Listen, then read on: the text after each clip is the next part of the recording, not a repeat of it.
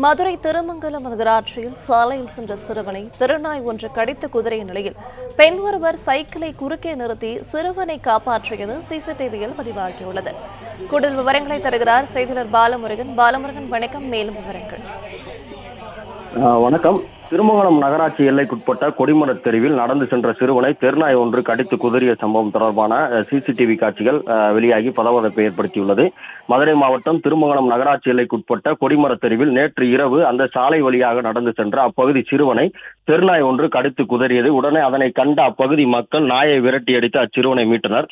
தற்போது சிறுவன் திருமங்கலம் அரசு மருத்துவமனையில் சிகிச்சை பெற்று வருகிறார். மேலும் அந்த நாய் அப்பகுதியில் இதுவரை 10க்கும் மேற்பட்டவரை கடித்துள்ளதாகவும் தகவல் தெரிகிறது. இதுபோன்ற சம்பவங்கள் அங்கு அடிக்கடி நடைபெறுவதாகவும் தெரிகிறது. மேலும் நகராட்சிக்கு இது தொடர்பாக பொதுமக்கள் புகார் அளித்தும் இதுவரை எந்த ஒரு நடவடிக்கை இல்லை என்றும் தெரிகிறது. உடனடியாக நகராட்சி நிர்வாகம் தலையிட்டு தெருக்களில் வெறிபிடித்து தெரியும் தெருநாய்க்களை பிடித்து அப்புறப்படுத்த வேண்டும் என்பது அப்பகுதி மக்களின் கோரிக்கையாக உள்ளது.